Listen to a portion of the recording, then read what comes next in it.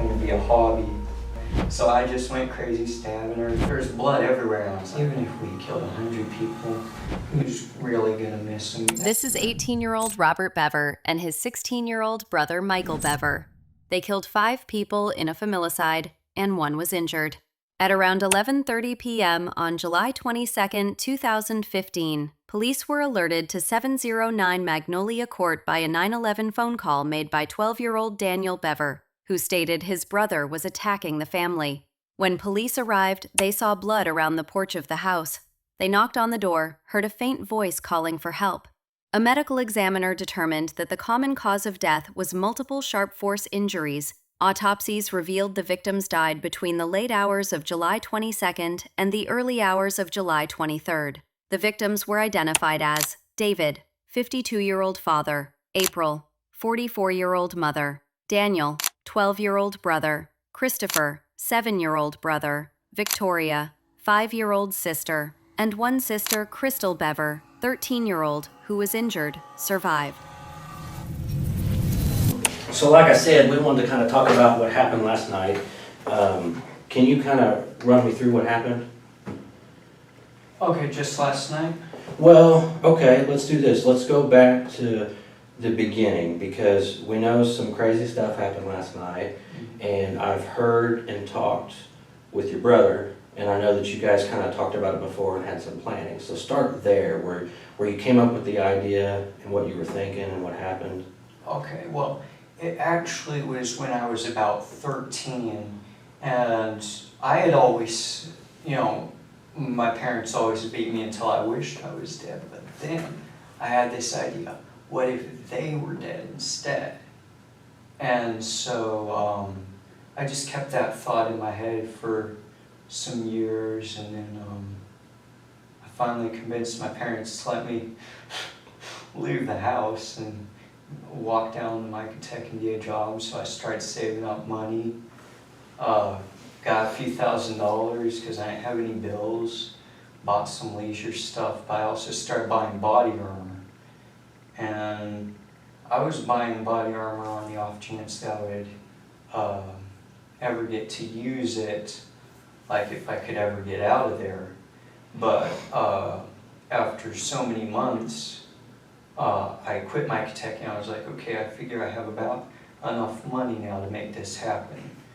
So my brother had already asked me about the body armor. He had kind of a similar interest in it. I was like, sure, I can buy you some too. He had a similar interest in the body armor? He had a similar interest in the body armor. I found out from late night conversations with him that he also had an interest in murder. I thought that was pretty cool. Okay. So so I was like, yeah, I'll buy you your armor, Dave.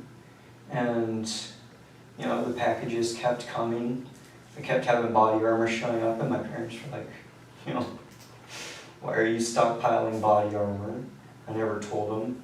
When I only had my helmet and my plate carrier, though, I came into my dad's office one day, and I just looked at him and I said, this is my life preservation rig. And I could tell he was really angry because, he didn't want me buying stuff like that. He was kind of like glaring at me. How long ago was that? A few months ago. Okay. So when did you start buying body armor?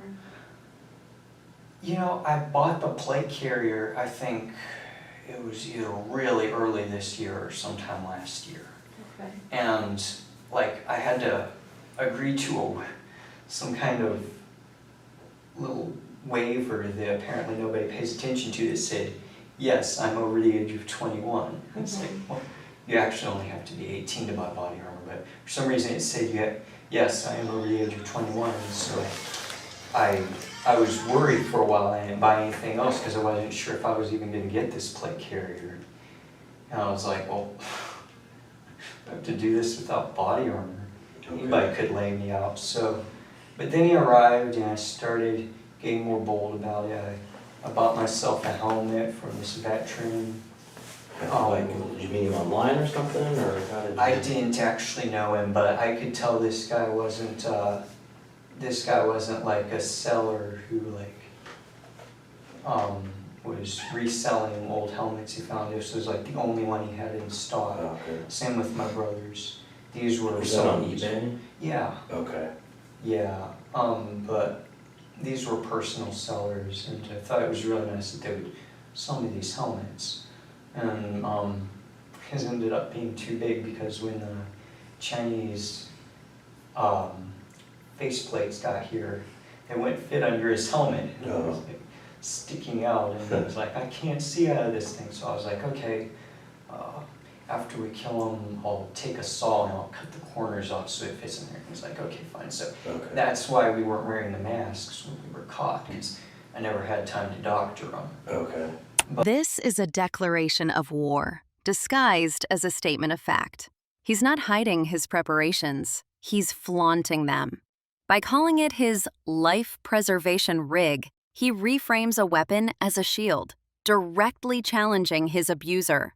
It's a power move, a cold, calculated act of psychological warfare meant to instill fear and reclaim control in a dynamic where he had none. The sheer audacity is terrifying. But otherwise, after that, I got myself a balaclava. You know, I didn't want to get helmet hair. Yeah. I got myself some Kevlar sleeves, which I did use last night. It actually saved me because they kept trying to bite my arms. Really? And those sleeves stopped them. It was, you know, they were like trying to take a chunk out of my flesh, but those sleeves stopped them. Dang. Did you still have those on when you got caught? No, they were so soaked with blood, I just stripped them off and threw them on the floor. Oh, so they're in the house somewhere? Yeah, they're in the house, near my closet with the rest of my rig. But I got myself some Kevlar gloves with the hard knuckles, injected knuckles. I was only using one last night, one to go over their heads so they couldn't bite me. Okay. And then this was my knife hand, and it was bare. Okay. What kind of knives did you have? Like in 2013, I bought myself I want to say it was 11-inch, an 11-inch hunting knife from Survivor Knives. Okay. And then about a few weeks ago, I ordered a 15-inch hunting knife. Okay. And I used those. I also had a pear knife. It was a little tiny surgical blade. Okay. That's what I started out using. I got that as a sample at like Razors or something so many years ago.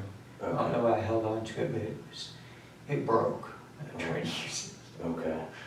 But that was about all I was using. So you got the kind of the body armor, the helmets, the masks, then you had the knives, and during all that time you kind of talking with your brother about this stuff too? Yeah, we were talking about when to do it. Originally we were thinking September, got bumped back to August. Finally we were like, nope, let's do it this week, let's do it on Thursday. And why did you decide on Thursday? Because I was trying to pack everything in. See, the last thing I ordered were some leg armor. Okay. From a riot gear set. We got those, so now we have full rigs, and I was like, okay, what else we need? We need guns. Okay. So I went on the official Mossberg website. I found a real nice Mossberg 590A one. Okay. With the stock, and I ordered that. It was only about $529. And you paid, do you have like a debit card or credit card or something? Yeah, I was using my debit card. I paid cash for everything. I stopped working at Micah Tech after I got so many thousands of dollars, so I had like a budget for this. It's in my book. Your book? Yeah, I have a little book in a lockbox underneath my bed. Okay. It talks more about it. Does that lockbox, how do you unlock it? It's already unlocked. Okay. It was just three dial combinations on each side, but it's already unlocked. Okay. I was just making the last entry before we did it. Okay. So you ordered the shotgun. How was that going to get here? Where was it going? Well, I already did my research. funny thing was, we were originally planning to do this with knives, but then I found out you can order guns online, and that was just mind blowing because my parents hate guns. Yeah. They're, you know, they were kind of a weird mix between some kind of liberal hippie and conservative nut, because they were racist as all hell and homophobic, and they hated cops, and Man. you know, I just hated everything about them. And for another thing, like my dad always told me, you know, I gave you life. I'm your God. Wow. You know, Did they go to church or anything anywhere? never went to church. I don't know where they got all their ideas. Huh. So, did your research and found out you could buy guns, Yeah. and you ordered this shotgun? How did that work out? It worked out fine. It took like 2 minutes, and it said, "Okay, your shotgun's on its way." It went to shop. It was the first one to arrive, and I got a call from down there. He was like, "Your order's ready to pick up." Of course, I'm not allowed to leave the house, so I was like, "Okay, well, I have like 2 more guns on the way, so if I could just come down and pick them all up at once," and he was like, "Sure." So then I went back online and I ordered 2 automatic Glock 41s, one for me, one for my brother. Okay. And those took a little longer to ship, but finally I got the call saying, "Okay, all your packages are ready to pick up." So I was like, "How am I gonna get this?" So I decided, okay, I'll pick them up after we kill them. What about ammunition and bullets? Yes, I was just getting to that. Okay. It was like 3 days prior, and I was like, how am I gonna get those guns? So I was like, okay, we'll pick them up after we kill them. And I was like, now all we need is ammunition. I found this website, bulkammo.com. They do like 2-day shipping on thousands of rounds of ammunition. So I bought 2,000 rounds of 45 caliber ACP total metal jacket ammo for the Glocks, 1,000 rounds for me, 1,000 rounds for my brother. And I bought some 250 rounds of 00 buckshot Okay. for the Mossberg. And they're gonna arrive sometime today. Oh, They're coming at to the house? FedEx. Yeah, they're coming to the house. Wow. It's gonna be a shock for that FedEx guy. Yeah, that's a lot of bullets. Oh, he's gonna flip. The owner sold guns to him. God. How did you know what kind of ammo to pick and stuff? Did you just research that too?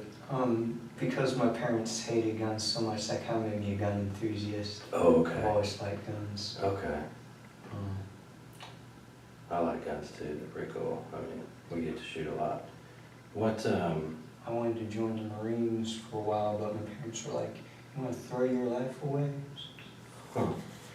So you say you weren't allowed to leave the house. What do you mean by that? They didn't want me going anywhere without a good reason, and they wouldn't let me get my driver's license. So I was in the house all the time. Nobody left the house unless Mom went to the store to buy more groceries. She'd buy like a week's worth of groceries at a time. And then, my dad only left the house once or twice a week, and my mom never left the house. None of us did. And when did you quit working at Micah Dad? In January. Oh, okay. Yeah. That was about when I figured I had enough money, and I figured it up pretty well for a while there. My budget showed that I was going to have $1,300 spending cash after all that. Mm-hmm. I was like, wow, what are we going to do with all that money? I think I should buy another gun. My brother's like, don't need another gun. I was like, okay. You think you can manage with pistols? He said, I know I can. I was like, fine. If I bought an assault rifle or something, for one thing, everybody would be off about, like ban assault rifles in Oklahoma or something. So then we had this idea, we would go to another state to do the shooting. Okay. We do the knife spree here, go to another state, do the shooting, so Oklahoma wouldn't have any backlash on its wonderful gun laws. Did your brother have a bunch of knives too? Yeah, he had a little flip open serrated knife and like a 13-inch hunting knife. Okay. He also had like a little 6-inch dagger both the little one and the 13-inch. I think he also got them from Survivor. Okay. And so you guys decided Thursday night, well wait, what is today? Is it Thursday? Today's Thursday. Yeah. So you guys, so this happened last, well I guess it was Thursday at midnight. Is that? Yeah, we waited until after midnight. And I think. Was it 11? so you guys, so you decided you were gonna kill everybody in the house. Mm-hmm.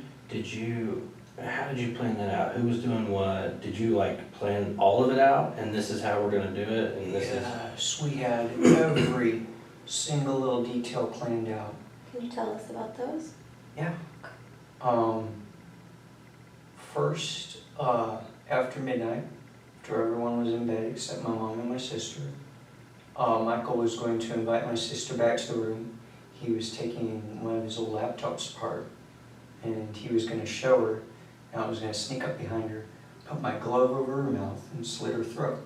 And I did it, but she just got real wide-eyed and started screaming. I was like, killing them isn't as easy as I thought. I mean, there was blood everywhere, and I was like, oh my God. Yeah. And so I just went crazy, stabbing her, threw her on the ground. Well, tell me, because I want to know what you guys planned to have happen, and then we'll have you tell us what really happened. That part went about as planned up until the fact that she didn't die right away. Okay. We thought it was going to be quick and quiet. We had laid out a little towel on the floor So to she was drop supposed her to on. just... But she made such a huge bloody mess. And here the clinical fantasy collides with the gruesome reality. The plan was neat, controlled, a towel laid down to contain the mess. But real violence is chaotic, visceral, and messy. His frustration isn't remorse. It's the frustration of a craftsman whose materials have failed him. This stark contrast shows how fantasy desensitizes without preparing the mind for the brutal, exhausting, and ugly truth of taking a life. So she was supposed to go quiet and quick, and then what was supposed to We were happen? going to drag her body into the closet. Then we would go into the family room. And I would do the same thing to my mom, and she was sitting on the couch. Okay. And she was going to have her back turned. Instead, she came bursting into our room after hearing all the screaming. So at that point, the little tiny pair knife had broke while I was stabbing my sister. Is that what you used to cut her throat with? Was the smaller one? Yeah, because it was like a surgical blade. Okay. And so you said you cut her throat, but then she started screaming, blood going everywhere, and so then you started stabbing her? Where did you stab her? That's where it gets complicated because I'm still trying to remember all the details of because, you know, when I saw somebody move, I just started jabbing at them. Okay. And I wasn't making any expert stabs. I was just trying to get them to stop moving. Okay. So, She just stabbed her a bunch of times, do you think? yeah, but it made my arm so tired that by the time we were getting out of there, I couldn't lift this arm. Wow. And was that before your mom had come in there? No, I was still ready to go. I was like, you know, it's too late to stop. So when she came in there, I dropped the handle for the broken pear knife. I took my 11-inch hunting knife. Where was that? It was right there. I had all, before we started, I took my soft vest, my sleeves, my balaclava, my gloves, and my arm protectors. I laid them out on my bed and I put my sheets over them. And when it was time, I just slipped it all on. Except the balaclava, I decided to skip that. So the second knife that you had, were you wearing it on your side or something? No, I had them laying there because I didn't want to have to take them out of the sheath. Okay. I just scooped it up and I chased my mom into the hallway. And I saw my little brother coming out of the room. So I'm like, Who was that? going Which on? one was that? Christopher, the little blonde one. How old is he? He was 10. Okay. So he comes out kind of like, what's going on? Yeah, he was like, what's going on? And then he sees me start stabbing mom and she's screaming. And I managed to stab him in the arm and he took off running. I don't know where he went. Okay. Where did you stab your mom? first I stabbed her in the stomach. I did kind of a low blow swing at her. And then I started going for her throat, but I think I missed and like hit her in the jaw or something. Oh gosh, okay. Was she up trying to grab you? Was her hands Oh out? yeah, she was fighting. She was really fighting. Did her hands get She started trying to bite my arms and my hand, and she tried to wrestle, and I found my hand, but I was stronger than her. Yeah. But you know what the hell was Michael doing? Michael, since at that point nothing was going like we planned, it was amazing because he helped me out so much. He pretended to be really freaked out and scared. He was like, "Robert, what are you doing?"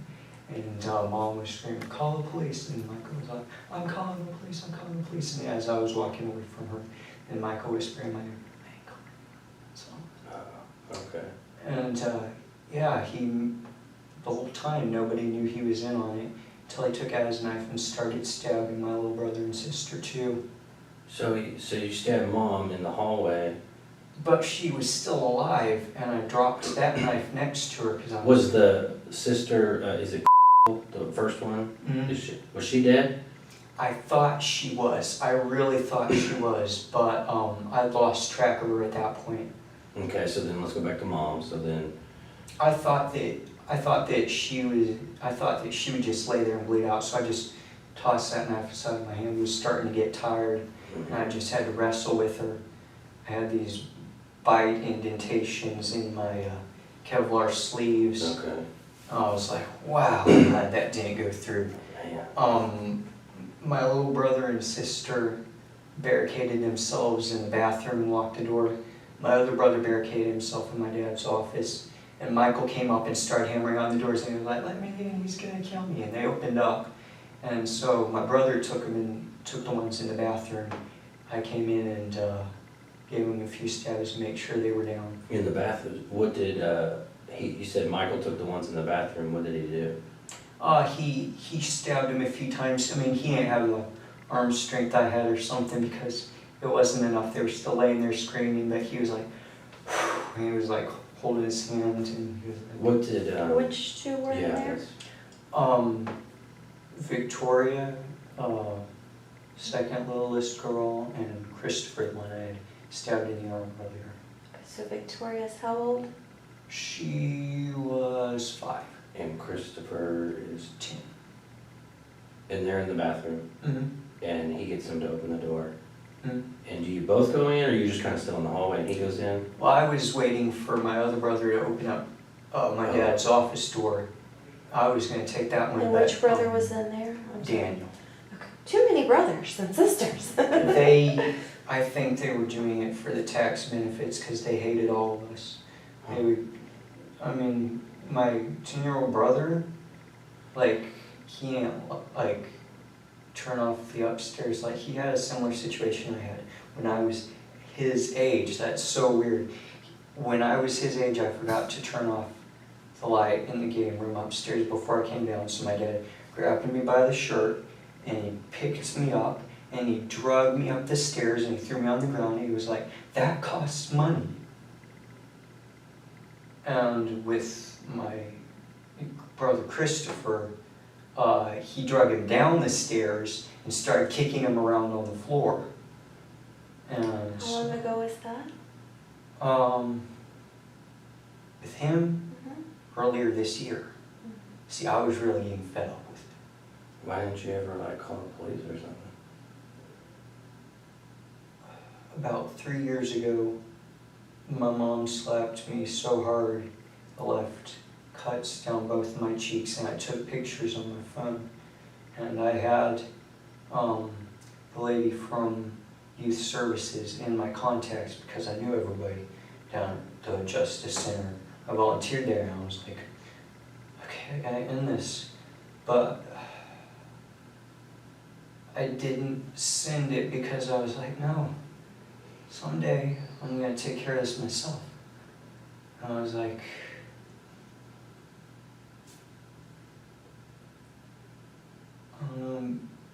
it just didn't feel like that would do enough justice. And, you know, I was really sure that they wouldn't get in enough trouble for the way they treated us. So I went vigilante. I never sent pictures. Scars went away. Okay. Mom thought it was hilarious, called me the Joker for a while. Sounds like that was pretty traumatic for you. Well, I took care of it. I don't feel bad anymore. Well, so you said you were waiting to go into the office. Did you see Michael? You said he stabbed your brother and sister that were in the bathroom? I just saw when the door opened, he like kicked it open, did a like macho cowboy kick, leaned back and kicked the door open. I think knocked my sister down, and he just went in there with his knife raised, and I could hear it. Okay. I hate the sound of a knife hitting bone. It's like, Yeah. So, and then what did you do? You went into the office or something? no, because he refused to open up. I think he could see my blood-stained socks underneath the door. So I did a little tactical thing. I leaned up against the wall next to the door, and my brother came out, and he started hammering on the door, and he was like, he did the same thing. He was like, let me in, he's gonna kill me. And while he was doing that, I went into the bathroom, stabbed them, made sure they were dead, walked back out. Where did you stab them in the bathroom? That was Christopher and Victoria? is that Yeah, right? but they were so little, I think I just stabbed them in the chest, and my knife went right through them. Okay. They were still alive when you went in there though? Yeah, they were screaming. But they had Really. both been stabbed by Michael. Yeah, they were laying there in their blood. Okay, and screaming and stuff. Mhm. And then you stabbed them, and then did they die? Or they quit screaming? No, they kept screaming. I don't know when they stopped screaming. There was a lot of screaming going on. Okay. But anyway, finally, my brother in Dad's office opened the door just a hair, and my brother put his hand in there and pried the door open. He was like, all yours? So, okay. I walked in there and I bent him over. I bent Daniel over, and he was like, what are you doing? I'm with you. I was like, I'm not going to give you a knife. So I just I think I stabbed him in the stomach or something several times and threw him down. And I thought he was dead, but then the alarm went off because my parents had already set the alarm for the evening. The siren was going off? Yeah, siren was going off, but only for like a split second, and my brother ran to the console and disabled it. He told me, Crystal's going outside. I was, And she's the first one yeah. from the bedroom. I was like, are you kidding me? My mom had drug herself all the way to a couch. And she was laying there still saying, why isn't anyone calling 911? Did someone get a phone at some point? Yeah. At some point, after I came back inside, my mother said, well, one of them called the police. Okay, well then go. So, Michael tells you that Crystal's gone outside, so then what did you do? I followed her outside, and I found her laying there in the grass. In the front yard? And she was just laying there, and when I came close to me, she started saying, my brother did this to me. I was like, shh, shh. And I scooped her up, and then she looked and saw it was me, and she started thrashing and kicking. And I tried to carry her back inside, but she kicked herself out of my arms, collapsed back in the grass. I was like, I hate to do this in front of the neighbors, but I started strangling her. Mm-hmm. And it seemed like forever I was just laying over her, just looking at her, and she Did you just have blood all over you at this point? I was soaked in blood. Your hands and... So was she, and I was just like, neighbors are gonna see this.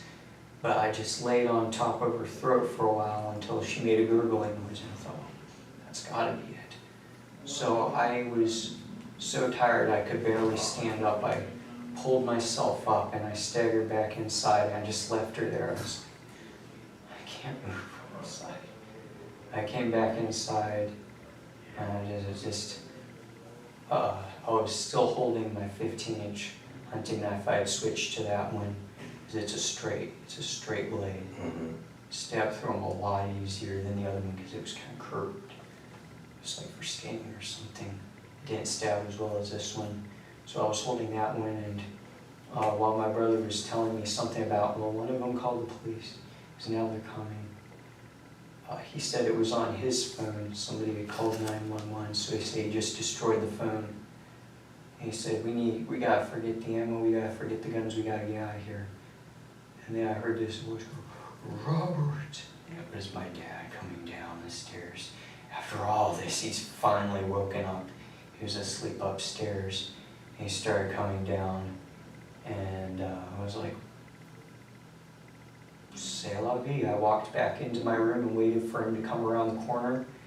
And he came in there and he was like, what are you doing? He was all flexing and everything. So I just jumped on him and started stabbing him. And he was like, why are you doing this? And he said something along the lines of, I'm gonna kill you. I'm gonna kill you first. And I think I got him in the lung or something, because I only had to stab him a few times and then he gurgled, and that was that. So I just, and that was all of them. So I tossed my knife down. Michael was back there. He was like, get your armor, let's go. Where was Crystal still outside? Yeah, she was still outside, and I was stripping off my bloody socks. And I reached up into my drawer and took out some new ones, put it on, slipped on my boots, and I said, Michael, I can't really get up. And he said, did you get hurt? And I said, I'm just so tired. And I said, Crystal's on the front lawn, could you drag her inside? And he said, I'm on it. And apparently he drug her into the front entryway. While I was, I picked up all 4 steel plates, my helmet, his plate carrier. I was already wearing my plate carrier. And I walked into the living room next to the entryway, and I was like, oh, where are the keys? And he said, they're in Mom's purse. I said, where's Mom's purse? He said, she had it hidden somewhere. It's like, we don't have time for this. And we really didn't, because like a few seconds later, somebody was banging on the front door and they were yelling, open up. And then started crying and saying, I can't. I was like, she's still alive. And at that point, I couldn't kill her, because if she could survive all that, I was like, okay, you deserve to live, good for you. So I just walked back the other way, and Michael was like, we're gonna have to do civility, you know, they're gonna be all over the place out front. So I was like, then follow me. And I started putting the plates in my plate carrier. No, he started putting the plates in his plate carrier, but I was still carrying my 2. And we went out the back door, and I had him hold my plates while I jumped to the fence. Then he handed me the plates, he jumped the fence. We started walking down to the park. I dropped one of the steel plates, but I was too tired to pick it up. I was staggering and I couldn't lift this arm. I was carrying everything under this arm. I had my helmet under this arm at some point, but then I put it on. And we went all the way into the forest, and I slid off the gravel path at one point into some thorns and got all cut up, and Michael was like, follow my voice and crawl back up here.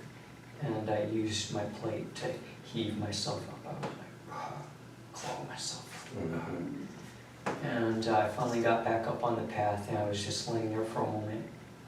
And I was like, okay, well, we did the main part. Shooting wasn't really important. And Michael said, it was out of our control. I was like, that was a lot harder than I thought. They did not die easy. And Michael said, well, at least they're gone. The world's a better place. And I was like, yeah. And that gave me the strength to get up and put my plate in my plate carrier. We kept going down the path, and Michael was like, wait, I don't need my back plate. He took it out and he like flung it to the side, and he was like, now they'll go that way, see? And I was like, okay, I still need to rest. So we cut off into the woods, down just a narrow dirt path.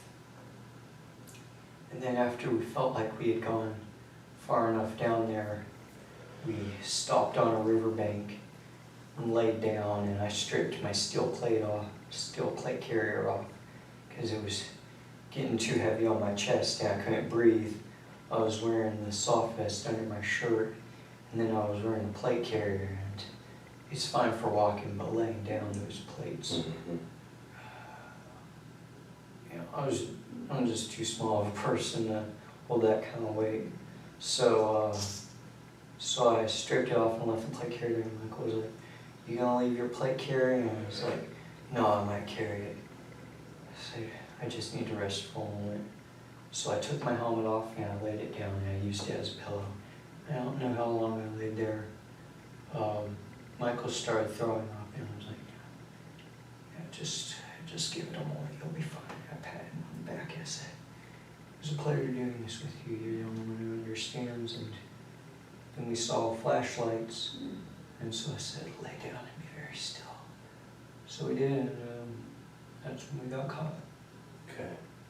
When did you know that the cops were there? When did you first know the police were there? I heard sirens sometime while we were down crossing the park to go into the forest, and Michael was like, "You think that's them?" I said, "You know it's them. Mm-hmm. What else could it be?" A dog came up on you? Police dog? Yep, dog came up on us, and I heard a bunch of shouting, and I couldn't tell what they were saying at first. Finally they said, "Like, get on your stomach and show us your hands."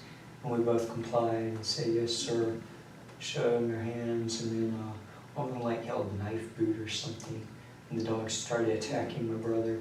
I was like, "What are you doing?" And I heard one of them yell, "There, you see that knife there laying in the dirt next to him?" I was like, "Michael, you brought your knife?" Well, I guess he wanted to keep going. He's stronger than me. He's got a lot more will to him. So, so then you got caught. Let's go back real quick. How was it supposed to go down? What was the plan? The plan was so stupid, but this was my first homicide, and what was really supposed to happen was I would stealthily slit my sister's throat, lay her down, just let her bleed out silently with no way of screaming because her throat was cut, I thought. And I thought we would just lay her down, slide her into the closet. I would go in, put my glove over my mom's mouth, slit her throat, just leave her there. Michael was going to go in with his knife, and he said hopefully Victoria, the 5-year-old, would still be in bed, and he said he would just strangle her or something. He said she would be real easy, and then we'd go upstairs. Little boys probably might wake up because this was happening on the other side of the house. Figured we would put on our balaclavas and dressed in all black. We would sneak upstairs, and while our father was sleeping, we would kill him. Mm-hmm. And I had string tied around the ankles of my jeans at one point so they wouldn't rustle. Yeah. I was like, "Please, were we ninjas?" Apparently not. Just to be quieter. Yeah. Well, and then if that had all gone perfect, killing all of them in the house, because there's the baby, right? The toddler? Yeah. Was there plans what about killing her? I figured I would just chop her head off with my axe. Okay. So. And that would have been everybody in the house then? Well, no, we'd have to go downstairs and kill the boys, but. Oh, the boys, okay. They didn't have cell phones. They wouldn't know what was going on. And then what would you have done if everything went that way? What was supposed to happen, because I had no idea it would be such a big bloody mess, we were going to line them all up on a tarp, clean up the blood.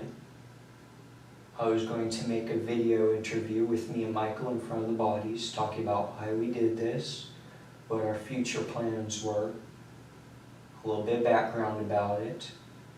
I was going to put the video on the flash drive and destroy my phone. We were going to destroy all the electronics in the house. I hate electronics. I was going to take the family vehicle up to Walmart, I was going to buy 8 tubs and 4 lids, double stack the tubs into 4 sets, chop up the bodies, put them in the tubs, and then put them in the attic. And then when morning came, the ammunition arrived, put them in the vehicle, drive up, pick up the guns, and then leave the state. Mm-hmm. And what were you going to do once you got out of state? Did you have a destination? We had no destination, but I bought a road atlas so we could look around. Kind of wanted to see America before we did this and go on a road trip. Okay. And what were you going to do with all the guns and ammunition? We were going to the Glock 41s are supposed to come with 1 spare magazine, 1 loaded, 1 spare magazine each. Load them up, keep 1 extra magazine with us, walk away from the vehicle from a secluded place, walk into a populated area and kill no more than 10 people, then walk away, start stripping off our armor, put them in duffel bags, put the guns in our backpacks. We were also going to make Molotov cocktails so no one would follow us. We'd just light the place on fire or something. Walk back to the vehicle, drive away, and see if we could do that. Hit a bunch of places, and 10 bodies would add up after a while, and maybe people would start to get some sort of idea this is the new thing. Why would you want to kill so many people? I've always been fascinated with the idea of killing people. Not that I have anything against people in general, but I figure if you kill so many people, you're going to kill some bad-minded people, some people that aren't contributing anything to society. And there's so many billions of people in the world, and each one of them think they're special, but they're not. And who's really going to miss? Even if we killed 100 people, who's really going to miss? I mean, that's only going to affect so many other people. But it wasn't an angry thing. It was more like going to be a hobby. Now he reveals his philosophy, a chilling utilitarian calculus where human lives are reduced to their societal value. He speaks of mass murder not with rage, but with the detached curiosity of a hobbyist. This is the ultimate dehumanization. He has appointed himself a god, judging who is worthy of life, all while revealing a profound, cavernous emptiness where empathy should reside.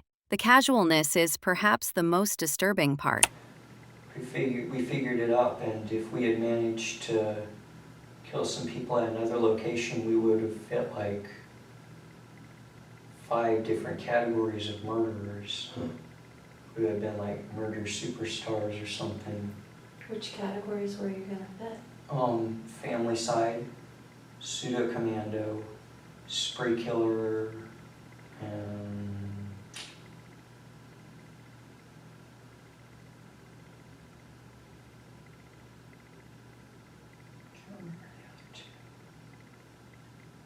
I can't remember all of them, but those were the main ones. There's the ones that I fancied. Oh, mass murder.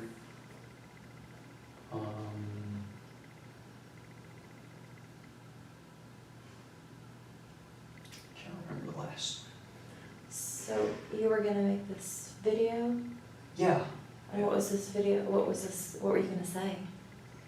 I was going to start out with my brother holding the weapons in the background, and I was saying, I'm just here in my house with my bloody weapons, but you know what I like a lot more than bloody weapons? These 4 tubs that I've got here to store my dead family members. And I'd give a thumbs up, and we'd sit down, and I'd turn to my brother and be like, so Michael, why did we do this? He would talk about why he thought we did it.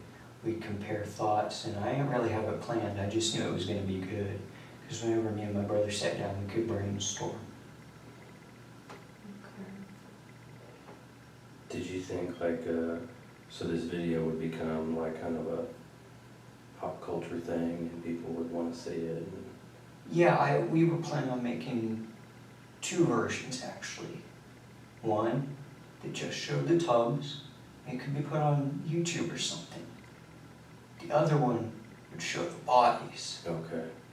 So like a G-rated and a, Yeah, because I still wanted people to see it. well, of course. Yeah. When you guys would brainstorm and talk about the murders and going from state to state, did you talk about like being able to see yourself on the news and social media and stuff like that? That's why we didn't kill ourselves. Oh, We want to see the aftermath. okay. We want to see if it wakes anybody up. What do you want it to wake them up and then realize? Murder isn't really so bad. I mean, sure it's illegal, but what's wrong about it, you know? You see, I'm not saying I'm pegging for the death sentence here, but if you kill one person, you've paid society back. If you kill more than one person, what are they going to do? Kill you multiple times? It's kind of like becoming a god. So do you think they all deserve to die? My family, yes. They were very bad people. They were the bane of society. Even They made a system. even the 4-year-old? Yeah, she was starting to show those traits. She didn't like me. She told me she hated me once. And my parents were like, I don't know, they almost seemed to support her. They were like, yeah, you stay away from your brother. I never told her anything. She never saw my body armor. She just didn't like me. It was trendy not to like each other in the house. Fighting and stuff. Sounds like there was a lot of people in the house at all times. Kind of hard not to fight when you got.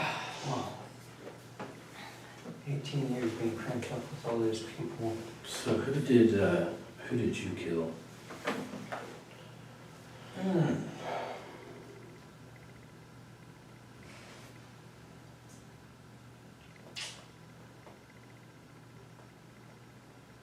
Let's see.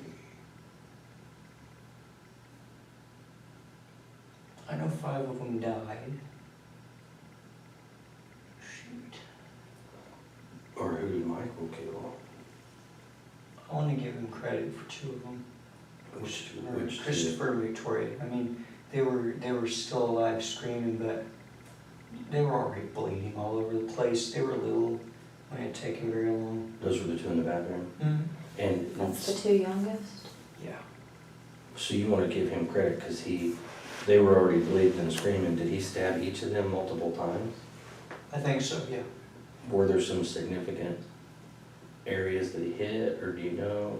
I really don't know, but I mean, there was so much blood, and you know, up until a few hours ago, I couldn't remember myself because it was like, up until the very second I stabbed my sister, my mind was like, it worked like clockwork. I was planning every second, working on every detail, thinking about the future, pondering philosophy, whatnot.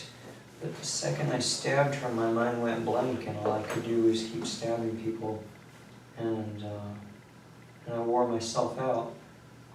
It wasn't until about when, sometime while I was sleeping in the holding cell, that I started remembering what actually happened. I'm still thinking about it.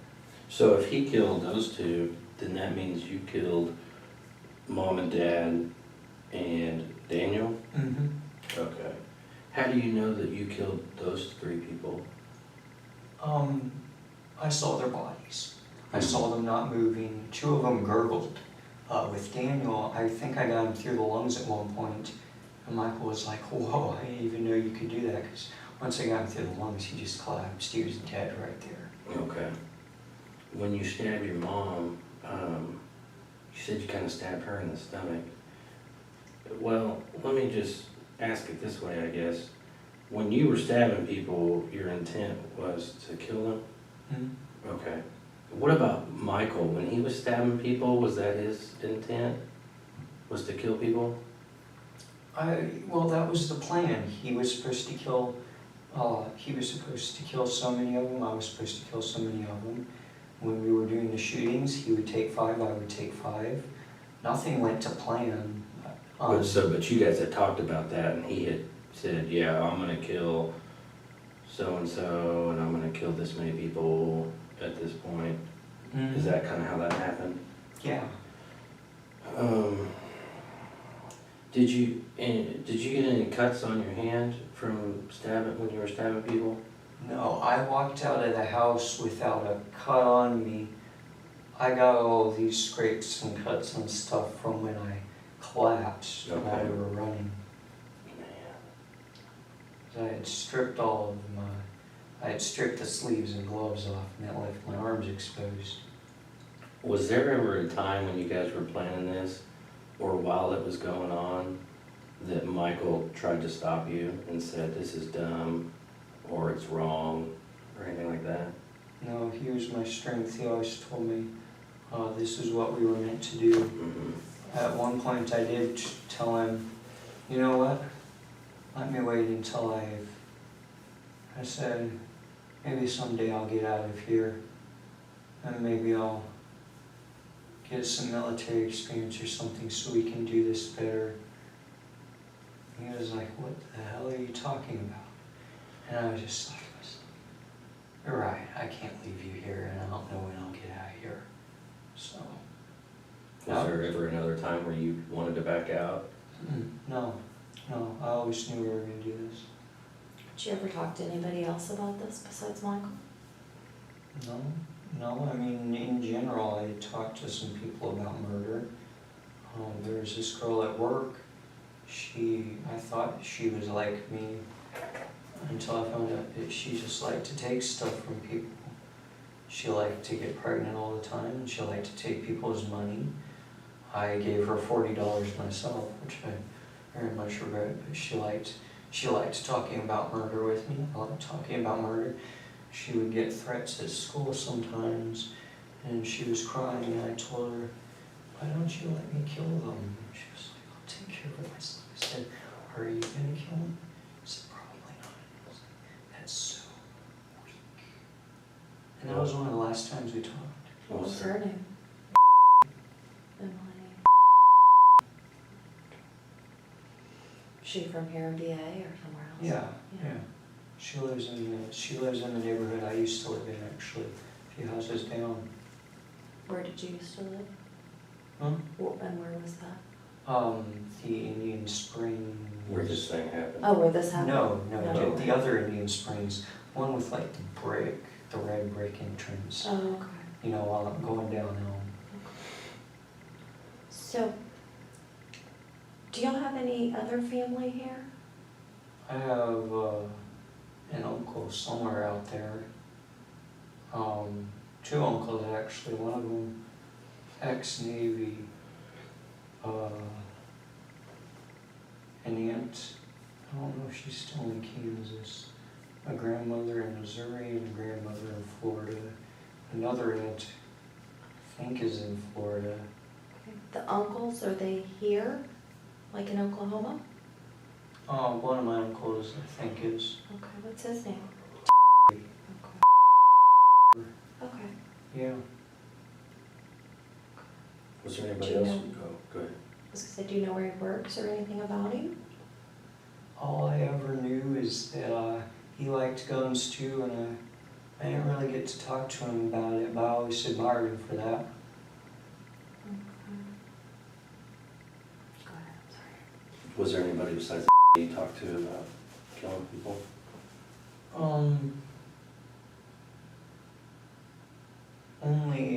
Only in kind of a casual, joking way. Oh, I hate people, I wish everyone would die sort of way online.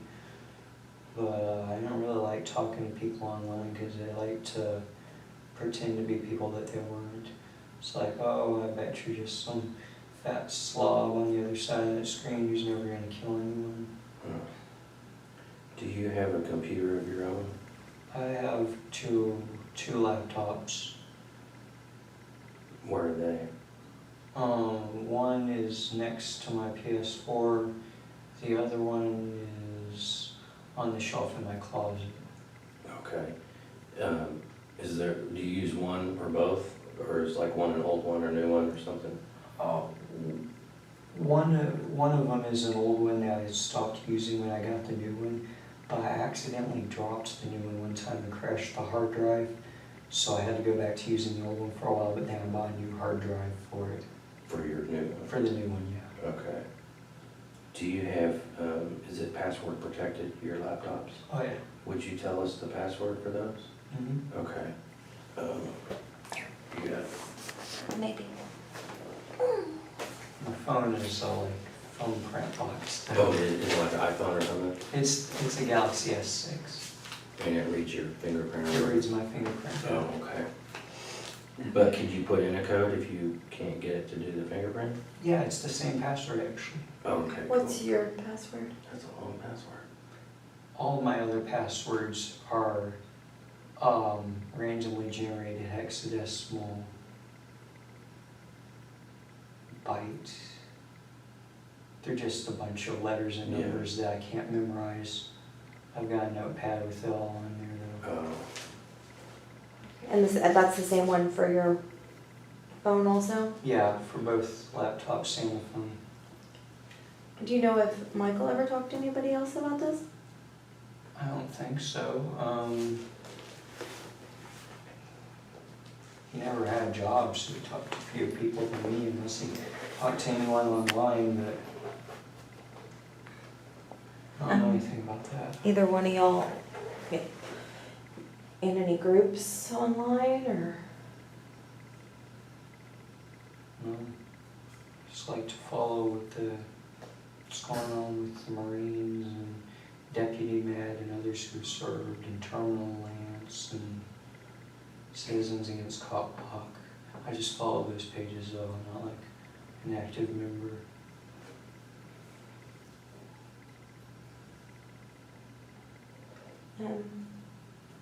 So, I guess if you could get your message out there still, what would your message be?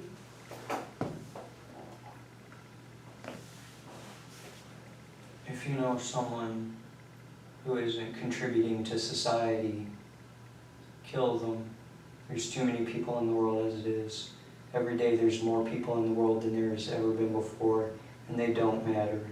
If they're not doing good, kill them. Look at the position we were in. It was practically prison circumstances, and we were still able to do this, and we had so much more planned. Anyone can do it. Yeah.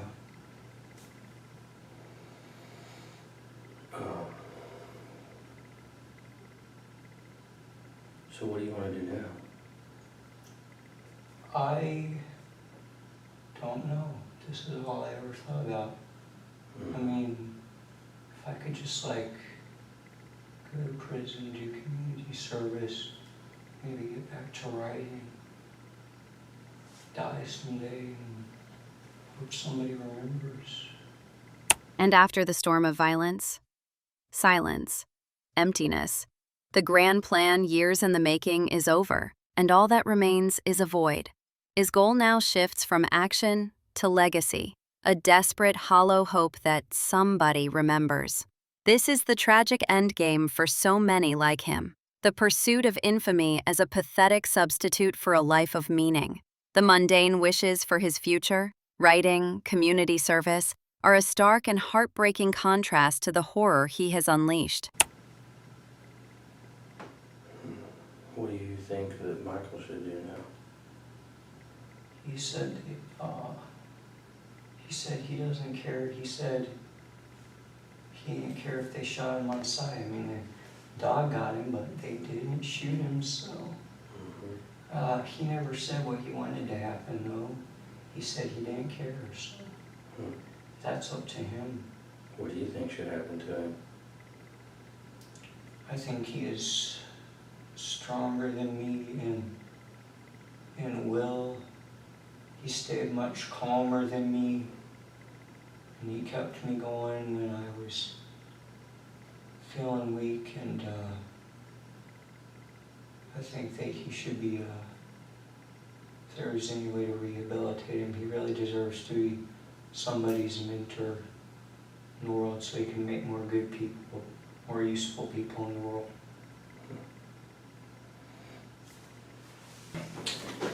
Is there anything else that, that you're leaving out, forgot about, or that you want us to know?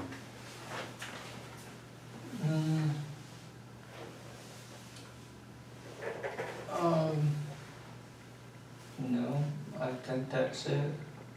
I have a full list of body armor and weapons on the flash drive on my keychain, with some background art I made. Okay. It's got like Where's your keychain? it's hanging on a nail next to the clock on the right lower side of my shelf in my room.